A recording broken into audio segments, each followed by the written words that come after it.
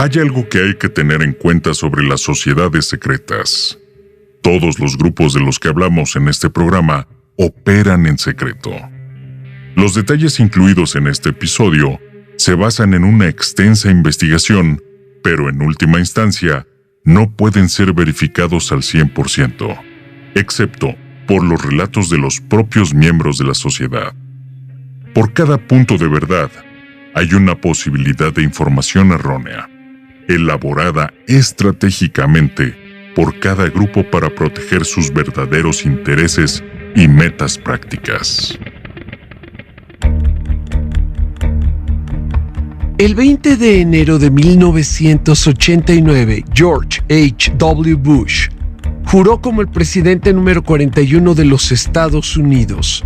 El antiguo petrolero de Texas había asegurado su lugar en la Casa Blanca después de una carrera de 15 años en Washington, desarrollando un currículum de oro. Saltó de la Cámara de Representantes a embajador de las Naciones Unidas, posteriormente a presidente del Comité Nacional Republicano, luego a director de la CIA y después como vicepresidente de Ronald Reagan. Todo en tiempo récord. Lo que llevó a algunos a preguntarse cómo había logrado exactamente tal hazaña. Hizo todo lo necesario para posicionarse como el presidente 41. Parecía demasiado fortuito para ser accidental. Daba la apariencia de que una mano invisible había trabajado detrás de la escena. Porque había un dato interesante acerca de Bush, más importante que todo su servicio diplomático. Más de 40 años atrás, cuando todavía era un estudiante en Yale, había prometido su lealtad a una orden secreta. Sí, jurando promover sus intereses en búsqueda del poder. Entonces, el 20 de enero de 1989, ¿quién fue realmente elegido presidente? ¿George H.W. Bush o un miembro de la sociedad secreta Skull and Bones? Una vez que los miembros abandonan Yale, participan activamente en la implementación de un nuevo orden mundial.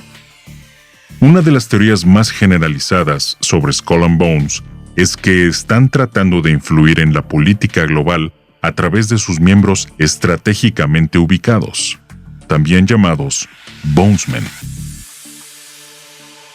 Porque no hay duda de que una vez que abandonan su edificio principal, también llamado la tumba, los miembros de Skull and Bones tienen trabajos de élite en roles prominentes de poder. Si están involucrados en impulsar una conspiración masiva, ciertamente están bien posicionados para hacerlo. Acércate a cualquier clase de Skull and Bones. Los verás apoyándose unos a otros para subir a sus filas. Pero quizás el ejemplo más importante del poder de la tumba es George H.W. Bush.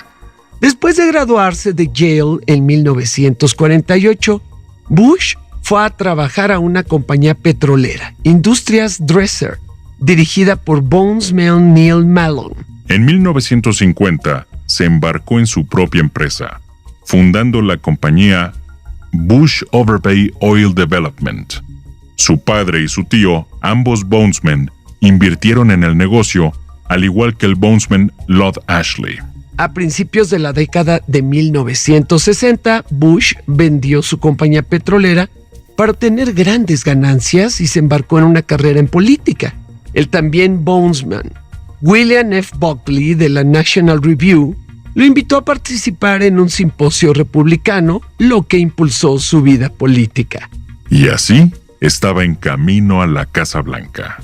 El juez de la Corte Suprema, Porter Stewart, declaró a Bush como director de la CIA en 1976 y como vicepresidente de Ronald Reagan en 1981 y 1985. Cuando Bush asumió la presidencia en 1989, apiló sus plazas con la mayor cantidad posible de excompañeros de Yale, específicamente de la sociedad Skull and Bones. Nombró a Edwin Dale Jr. como director de Asuntos Externos en la Oficina de Administración y Presupuesto. Barry Sorthian fue a la Junta de Radiodifusión Internacional. Trató de nominar a John Towers para secretario de Defensa, pero finalmente se vio empantanado en el proceso de confirmación. Embajadores, jueces, asistentes, lo que sea. Bush conocía a un bondsman para cada papel. Y cuando llegó el momento, todos sabían a quién agradecer su posición. Sabían dónde estaban sus lealtades. Cuando fue el turno de su hijo en la Casa Blanca, los bondsmen se pusieron en fila. Dudley Taft, nieto del ex Yale y el presidente William H. Taft, donó $25,000 al fondo de campaña de George W. Bush. William Frederick Smith organizó una recaudación de fondos de $100,000. Stephen Adams donó $1 millón en vallas publicitarias en estados clave. Les devolvió el dinero en especie con puestos clave en plazas. Casualmente, en la carrera presidencial del 2004, ambos candidatos, George W. Bush y John Kerry, fueron bondsmen. Y la sociedad Skull and Bones los apoyó a ambos en su camino hacia la Casa Blanca. Esto podría verse como una prueba más de que el club tiene una agenda más grande en juego. El nuevo orden mundial es más grande que la izquierda y la derecha liberal o conservador. Republicanos y demócratas no importan, solo los Bones. El profesor de Yale, Dr. Anthony Sutton, ha escrito extensamente sobre la sociedad Skull and Bones.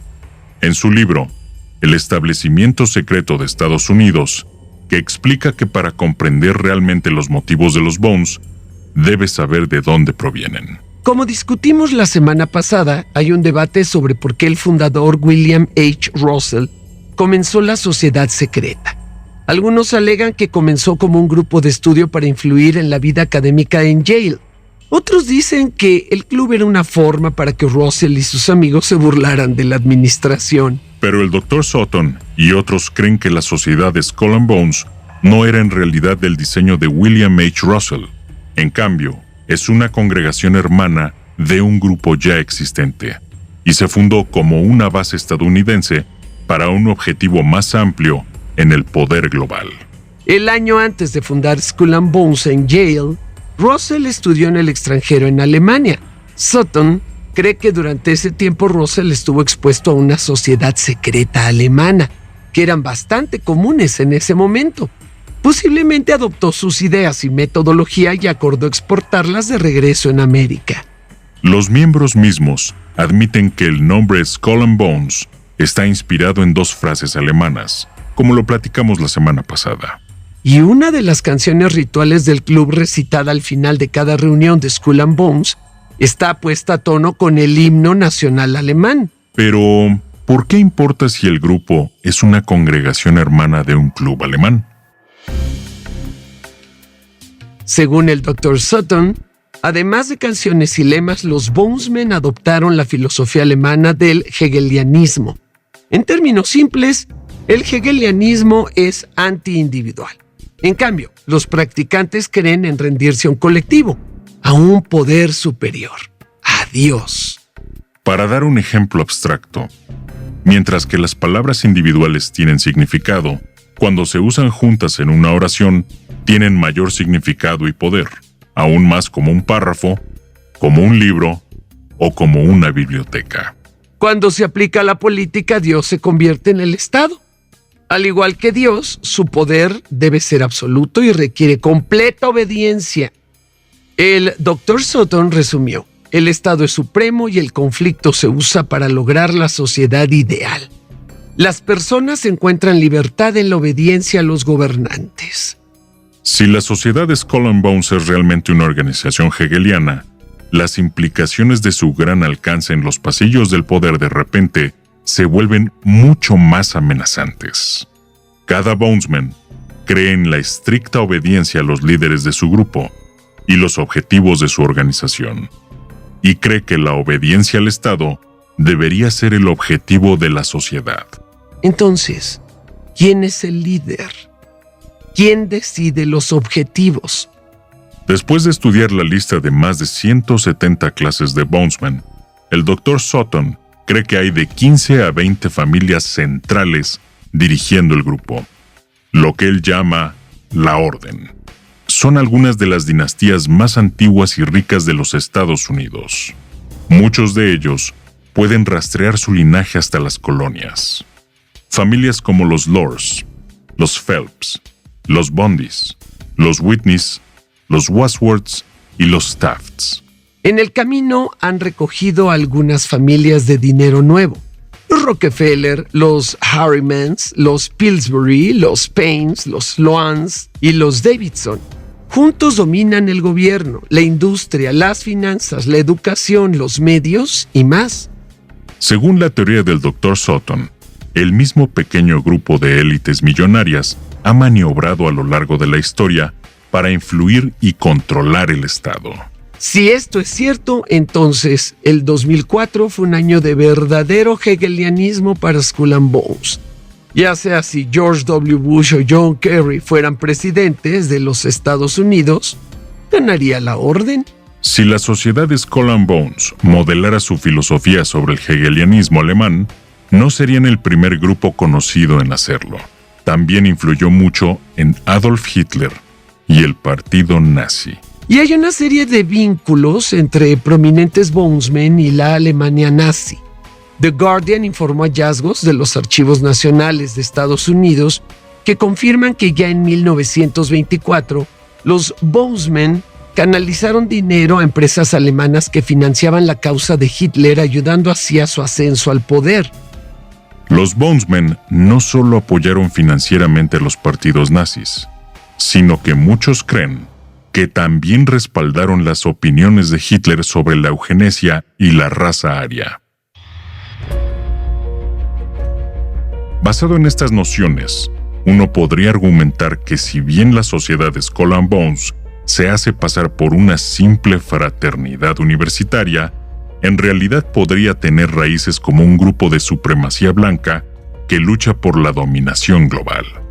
El Dr. Anthony Sutton argumentó que cuando se fundó la sociedad Skull and Bones en 1832, adoptó la filosofía alemana del hegelianismo como principio rector.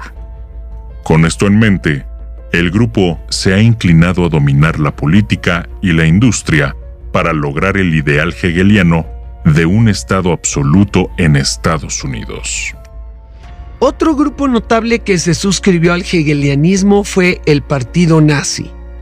El hegelianismo cree que el conflicto es necesario para traer el cambio. La lucha entre una tesis y una antítesis se sintetizará en un mejor resultado. Una de las formas más simples de crear oposición es seleccionar un otro para crear mentalidad de nosotros contra ellos. Para los Bonesmen es un grupo interno frente a un grupo externo. Para los nazis era la raza aria superior frente a las razas inferiores. En el segundo caso, el resultado de la síntesis sería una Europa unificada dirigida por el Estado alemán absoluto, el ideal hegeliano. Evidentemente, sintiéndose conectados con ideas afines, varios Bonesmen prometieron apoyo monetario a algunos de los patrocinadores financieros de Adolf Hitler a principios del siglo XX. Uno de los hombres más notables en la lista de Skull and Bones es W. Averill Harriman. Era un experto en todos los oficios, un magnate de los negocios, un capitalista de riesgo, un diplomático y un político.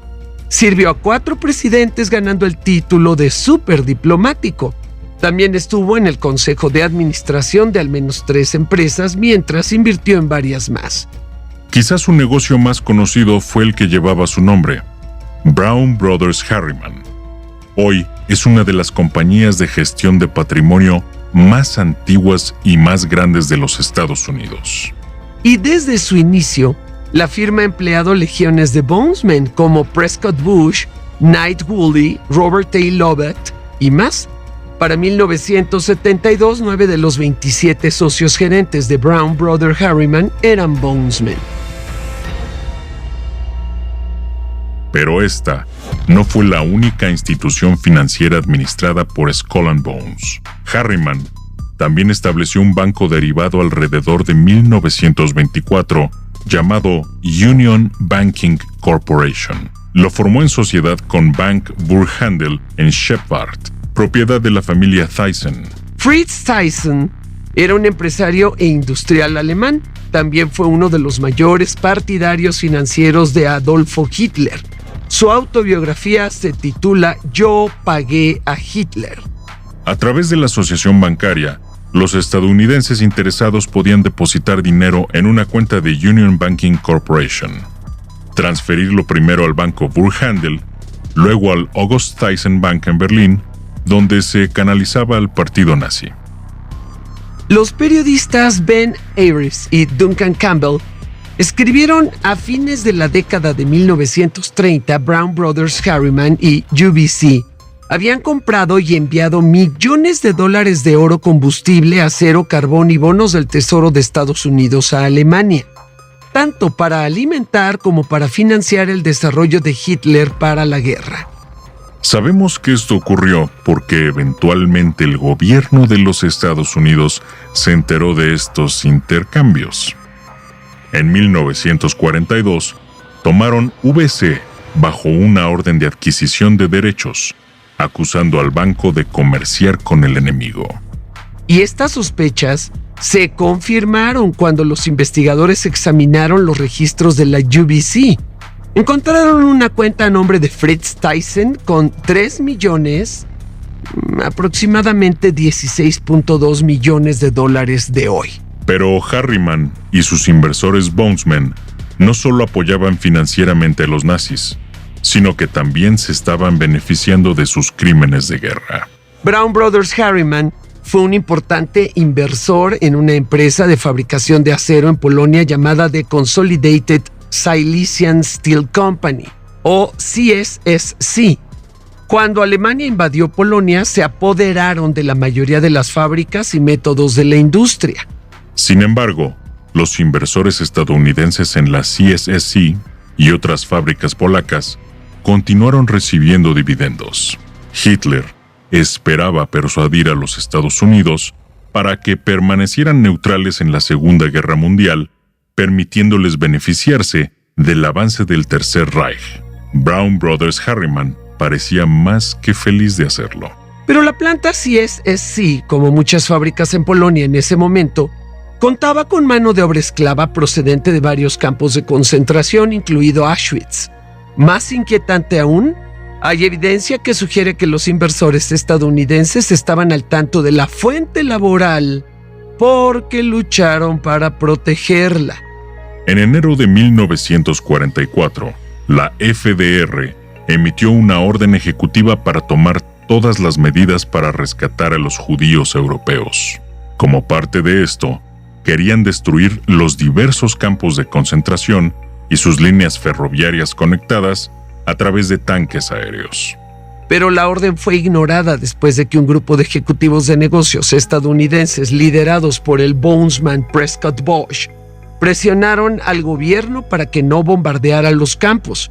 Se piensa que querían proteger su fuente de trabajo para preservar su flujo de ingresos. Sin embargo, también hay otra posibilidad, más allá de la perspicacia comercial despiadada. Algunos creen que hay otra razón. Podría ser que los Bonesmen quisieran que los campos permanecieran abiertos porque apoyaban el genocidio que se estaba llevando a cabo allí. Porque, además de compartir los puntos de vista políticos de Hitler sobre el hegelianismo, varios miembros de la sociedad Skull and Bones compartieron la filosofía de los nazis sobre la pureza racial. El Dr. Sutton sugiere que la sociedad secreta es en realidad una herramienta eugenésica para preservar la integridad de las líneas de sangre de élite. Uno de los rumores más generalizados sobre el ritual de iniciación de Skull and Bones es que los nuevos miembros se ven obligados a masturbarse en un ataúd para renacer como Bonesmen. También se ven obligados a revelar toda su historia sexual a sus hermanos. No hay pruebas contundentes de que la eyaculación sea parte de la historia de Skull and Bones, pero hay una confirmación abrumadora de que los nuevos huesos se ven obligados a revelar su pasado sexual. Es un proceso llamado felicidad connubial. En las reuniones semanales que siguen a la iniciación, una por una, cada nuevo miembro toma su turno confesando su historia sexual completa. En el libro de Alexandra Robbins, Los secretos de la tumba, Los Bonesmen con los que habló insistieron en que no era tan vulgar como se podía suponer. Si bien los primeros 20 minutos pueden parecer una charla en el vestuario revelando detalles de conquistas pasadas, eventualmente se convierte en una conversación más amplia sobre las relaciones y se convierte en una experiencia de unión. Un exalumno explicó: no había nada perverso, surrealista o imprudente, solo una especie de intercambio abierto. Es como la televisión de Ricky Lake. Ahora hay una manía nacional por purgar los pensamientos en general. Esta es una forma de hacerlo de una manera muy privada y no sensacionalista que beneficia a las personas que escuchan y a las personas que cuentan. Pero es difícil imaginar que los miembros originales de la sociedad Skull and Bones se vuelvan poéticos sobre los amores perdidos o examinen su comportamiento en las relaciones para determinar por qué alejan a las personas. En cambio, la felicidad connubial podía haber sido tan superficial como parece. Querían saber quién era un espécimen aceptable para mantener las líneas de sangre puras. El periodista Ron Rosenbaum hizo eco de esta explicación en un artículo Los últimos secretos de Skull and Bones, escribiendo: el intercambio de métodos de control de la natalidad y autocontrol minimizó la posibilidad de que un buen hombre y un futuro administrador de la clase dominante fuera atrapado en un matrimonio por una cazadora de fortunas o una niña de clase trabajadora. Y más allá de mantener consolidadas a las familias centrales casándose una y otra vez, los Bonesmen también han apoyado la aplicación de la eugenesia a las masas. Docenas de ellos eran miembros de la American Eugenics Society. En 1922, se abrió una sede en New Haven, al lado del campus de Yale. Supuestamente, sentían que era importante estar estrechamente conectados con una institución de educación superior para alentar a los hombres de ciencia a transmitir sus genes superiores. ¿Quién es el fundador del grupo? La madre de los Bonesmen, Averill Harriman, Mary Williamson Averill Harriman. Mary Harriman es la madre de Averill Harriman. Era una ávida defensora de la Oficina de Registros de Eugenesia, o ERO. Este fue un laboratorio de investigación establecido por la Estación de Evolución Experimental del Instituto Carnegie. Mary proporcionó la mayoría de sus fondos durante varias décadas. Con su dinero, el ERO reunió datos a través de encuestas, haciendo preguntas sobre los antecedentes familiares, los niveles de educación y los antecedentes económicos de una persona, como P.K. Wilson describió en sus documentos sobre el ERO. Los datos se organizaron en cuadros genealógicos familiares que contenían información sobre la incidencia de rasgos particulares que se cree que están vinculados hereditariamente. También se registraron talentos especiales en música, matemáticas, deportes o inventos, así como evaluaciones subjetivas de la capacidad mental. Los cuadros también registraron rasgos indeseables que no tenían ninguna relación genealógica, como la incidencia de nacimientos múltiples y enfermedades como la tuberculosis y la sífilis. Utilizando los datos recopilados por el ERO, la Eugenics Society presionó por la legislación de esterilización forzada. En 1924, varios estados aprobaron una versión de la ley de esterilización eugenésica modelo de ERO. Se declaró siempre que el superintendente deberá ser de la opinión de que es en el interés de la sociedad que cualquier interno de la institución, bajo su cuidado, debe ser esterilizado sexualmente y queda autorizado para realizar la operación de la esterilización en cualquier paciente afligido con formas hereditarias de locura que son recurrentes, como la idiotez, imbecilidad, la debilidad mental o epilepsia. Pero la ley se aplicó en estado por estado y caso por caso. Esto no fue lo suficientemente bueno para la sociedad de eugenesia. Necesitaban una aprobación a nivel federal. Tuvieron su oportunidad en 1927. La Corte Suprema confirmó la esterilización forzada en los débiles de mente, en Bock v. Bell. El jefe en el tribunal, el Bonesman, William H. Taft. Las leyes de esterilización forzada fueron adoptadas por 24 estados en la primera mitad del siglo XX. Se estima que aproximadamente 60,000 personas fueron esterilizadas por la fuerza bajo los estatutos establecidos por la ERO. Un gran número de los tratados eran inmigrantes. Una de las calificaciones para la esterilización era la mentalidad débil y se determinó mediante un examen de coeficiente intelectual, la prueba de Stanford-Binet. Pero el examen solo se realizó en inglés, sin importar el idioma que hablara la persona que lo tomaba. Además, varias de las preguntas usaban expresiones idiomáticas que solo los hablantes nativos de inglés entenderían realmente. Por lo tanto, sesgó los resultados y más del 85% de los inmigrantes, rusos, judíos, polacos, mexicanos e italianos evaluados, cayeron en el rango de imbécil a muy imbécil. Con esa calificación eran legalmente elegibles para la esterilización forzada si se encontraban institucionalizados por algún motivo. El punto culminante de esta conexión Bonesman-eugenesia fue el tercer Congreso Internacional de Eugenesia, celebrado en 1932. Varias familias de Skull and Bones fueron patrocinadores del evento. Ahora, 3 años después de la Gran Depresión, el desempleo desenfrenado hizo que la idea del control de la población se generalizara de repente. Con tanta gente pasando hambre luchando para llegar a fin de mes, ¿no sería que tal vez había demasiada población? Pero en el verdadero estilo hegeliano, la sociedad de eugenesia siguió un principio de nosotros contra ellos.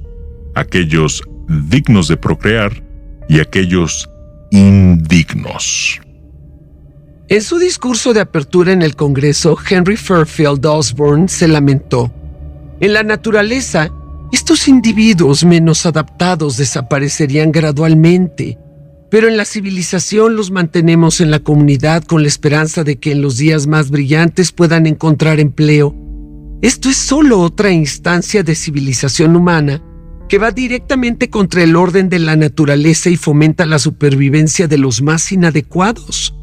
¿Y quién decidió la aptitud de alguien? El Estado, por supuesto, con la ayuda de la gente de la oficina de Eugenics Records de Bonesman. También estuvo presente en la conferencia de 1932 el Dr. Ernst Rudin, nazi y cofundador de la Sociedad Alemana para la Higiene Racial.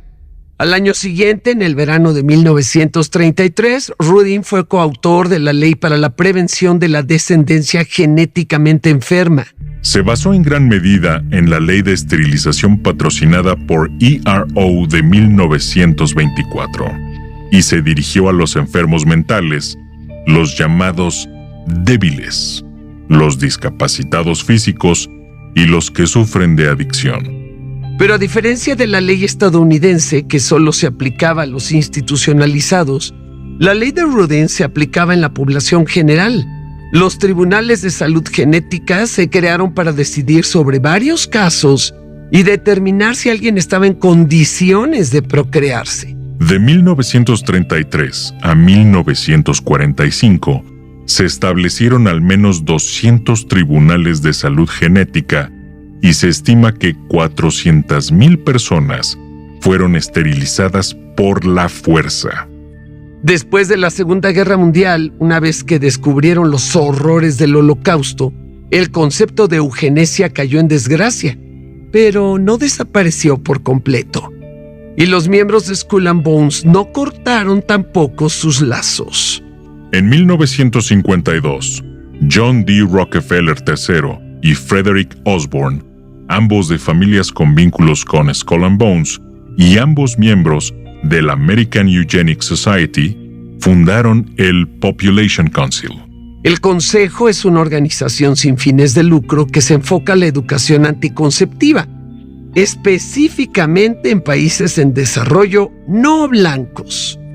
Han tenido patentes para varios dispositivos anticonceptivos del DIU, incluidos el DIU de cobre T, Norplant y Mirena. Bajo la apariencia de planificación familiar, ofrecen implantar DIU en mujeres que de otra forma no tendrían acceso a un método anticonceptivo confiable. Pero esto significa que, en efecto, el Consejo aboga por la esterilización voluntaria, principalmente en personas de color. En 1999, Chicago implementó un programa voluntario de efectivo para la esterilización llamado CRAC, o Niños que requieren una comunidad solidaria. Por $200, los drogadictos son sometidos a ligadura de trompas, vasectomía o un implante anticonceptivo a largo plazo. Chicago usó el dispositivo del Consejo de Población Norplant. Los Bonesmen también han llevado la ideología del control de la población directamente al gobierno. En 1970, los colegas Bonesmen y congresistas George H.W. Bush y Robert Taft Jr. formaron parte de la Fuerza de Tareas sobre Recursos y Población de la Tierra. Etiquetaron la superpoblación como la amenaza número 1 para Estados Unidos. Presentaron un informe sobre el tema el 8 de julio declarando: los sociólogos creen que esta densidad de población ha sido una causa principal del aumento de las muertes por accidentes automovilísticos, adicción a las drogas, matrimonios rotos, alcoholismo, crimen, homosexualidad, suicidios, enfermedades venéreas y enfermedades del corazón, como resultado del estrés social que el hombre encuentra en su lucha por existir en un ambiente tan congestionado. El sociólogo al que se referían era el Dr. William Shockley, ganador del Premio Nobel y defensor de la eugenesia. Similar al crack de Chicago, Shockley recomendó la esterilización voluntaria pagada. Cualquier persona con un coeficiente intelectual inferior a 100 debe recibir una suma global si acuerdan ser esterilizados. En palabras del periodista Edward J. Boyer, según la propuesta de Shockley, los no contribuyentes con un coeficiente intelectual inferior a 100 habrían recibido $1,000 por cada uno de sus puntos de coeficiente intelectual por debajo de 100 si hubieran aceptado ser esterilizados. Tal intervención en el acervo genético era necesaria, argumentó, para frenar lo que él llamó disgénicos o endogamia entre los genéticamente desfavorecidos. También vale la pena señalar que Shockley fue indudablemente racista. Dijo en múltiples ocasiones y de múltiples maneras que las personas negras son genéticamente e intelectualmente inferiores a las personas blancas. Además, tanto Shockley como Frederick Osborne del Consejo de Población tienen vínculos con el Fondo Pioneer. El Southern Poverty Law Center califica al Fondo Pioneer como un grupo de odio debido a su naturaleza racista y supremacista blanca. Pero, ¿qué significa todo esto para la sociedad de Skull and Bones? Bueno, si crees que están en el proceso de impulsar una agenda global, entonces no se trata solo de eliminar indeseables en el fondo del espectro.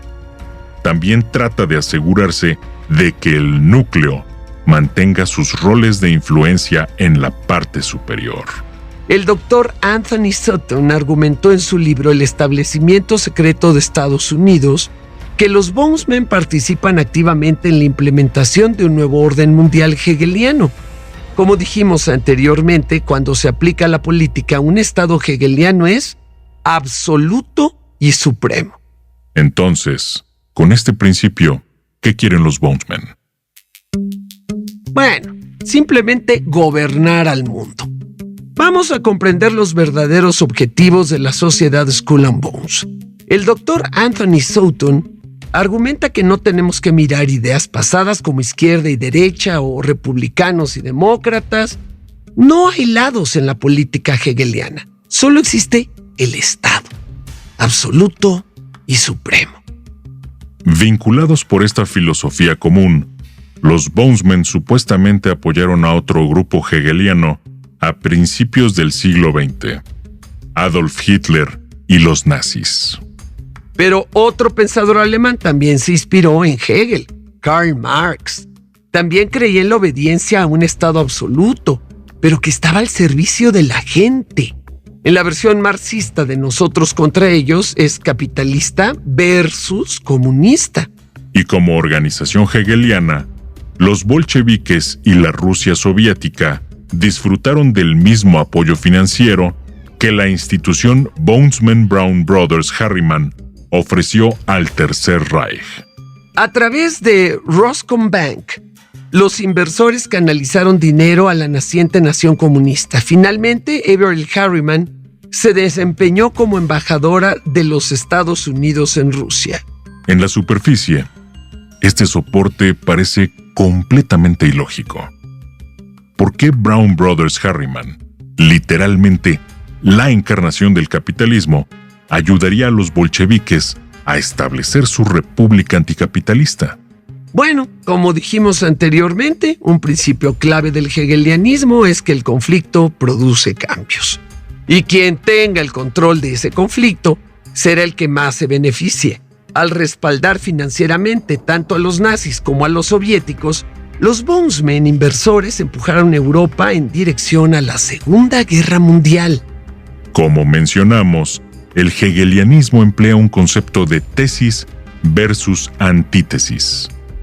Es a través del conflicto de estas dos ideas opuestas que se sintetiza una solución nueva y mejor.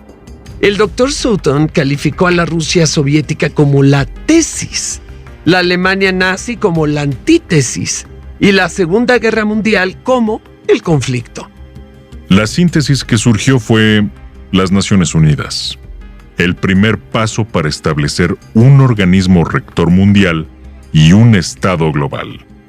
Desde su inicio, dos Bonesman han servido como embajador de la ONU: James Jeremiah Wadsworth y George H.W. Bush. El siguiente experimento hegeliano de Harriman fue la Guerra Fría. En este caso, las fuerzas opuestas fueron las dos relaciones diferentes de Harriman con Rusia. La tesis era su papel de gobierno como embajador. En esta posición actuó como un conducto entre Stalin y los diferentes presidentes en los que se desempeñó, brindándoles una idea de la mentalidad del líder extranjero y ayudándoles a configurar sus políticas en consecuencia. Harriman informó a los presidentes Franklin D. Roosevelt y Truman que creía que los soviéticos representaban una amenaza significativa para los Estados Unidos y la democracia. Por lo tanto, tuvo que reforzar sus defensas en consecuencia. A Harriman se le atribuye haber puesto la mesa para la Guerra Fría. Así que la antítesis de esto fue su papel comercial como inversor en Rusia. Como sabemos ahora, la economía comunista soviética no era tan amenazante como se suponía. No podría soportar una industria masiva. Stalin mismo admitió que 2/3 de las fábricas de la Unión Soviética estaban respaldadas por financieros estadounidenses. Muchos de ellos tenían lazos con Brown Brothers Harriman. Esto significa que Harriman estaba avanzando en dos grandes agendas opuestas, ambas financiando el avance continuo de Rusia y advirtiendo activamente a los Estados Unidos sobre su poder cada vez mayor. Tesis versus antítesis. Pero, ¿cuál era el objetivo? Después del conflicto de la Guerra Fría, Estados Unidos se sintetizó como la superpotencia global dominante. Ahora, el gobierno de los Estados Unidos tiene más poder global que una entidad como la ONU. El Estado estadounidense prácticamente representa el Estado global. Cualquier acción que tome el gobierno de los Estados Unidos tendrá repercusiones a escala mundial.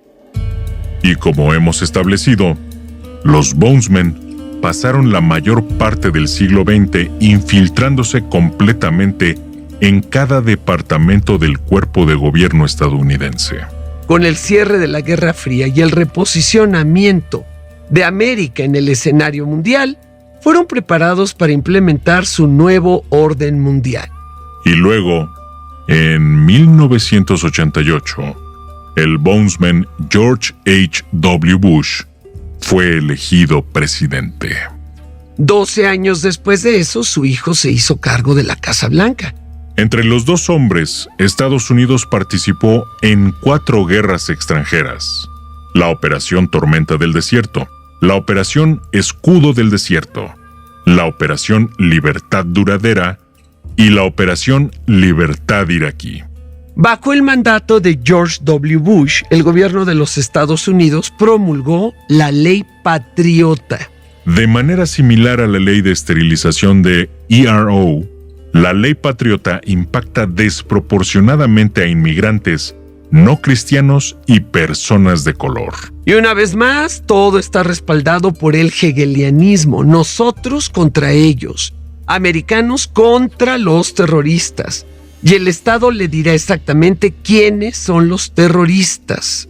En el tiempo que siguió a las 2 administraciones de Bush, la sociedad Skull and Bones recibió más atención de la prensa y se hizo más conocida por el público. Por lo tanto, ha perdido parte del poder que ofrece el anonimato. Cuando el Dr. Sutton publicó America's Secret Establishment, incluyó las listas de todos los miembros de Skull and Bones desde 1832 hasta 2004. En la era de Internet, su estado en la lista de Bonesmen es básicamente ahora del conocimiento público. Por lo tanto, los verdaderos jugadores poderosos de la sociedad Skull and Bones probablemente se han ramificado en nuevos grupos anónimos para ocultar mejor sus objetivos. 3 organizaciones clave que se suponen con la membresía de Skull and Bones: el Consejo de Relaciones Exteriores, el Grupo Bilderberg y el Club Bohemio. El Consejo de Relaciones Exteriores, o CFR, no es una sociedad secreta. Proporcionan sus listas de membresía al público. Sin embargo, la gran cantidad de miembros de Skull and Bones que también están en el CFR plantea la pregunta: ¿están dirigiendo el grupo desde adentro? El grupo Bilderberg inicialmente hizo pública su membresía, pero desde entonces han ocultado sus listas. Al igual que Skull and Bones, los miembros provienen de ambos lados del pasillo, prestándose a la idea de que este es otro grupo influenciado por el hegelianismo. No se trata de izquierda o derecha, sino de poder.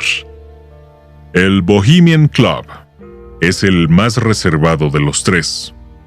Cada año celebran una reunión todos los miembros del club en un lugar privado conocido como Bohemian Grove. A diferencia del CFR y los Bilderbergs, que son reuniones estrictamente comerciales, el Club Bohemio incluye parte del espectáculo de una sociedad secreta. En particular, comienzan sus retiros anuales con una ceremonia de hoguera llamada la cremación de la tensión.